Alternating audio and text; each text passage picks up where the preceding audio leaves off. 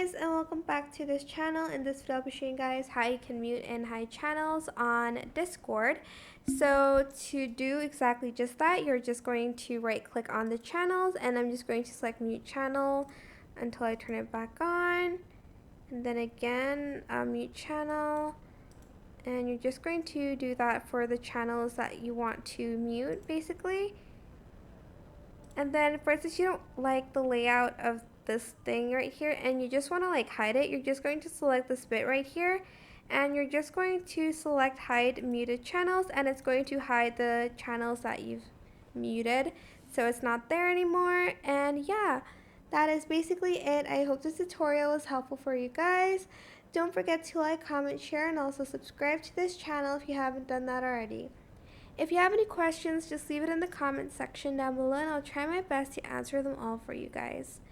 And yeah, that is it for this video. Thank you so much for watching. Bye!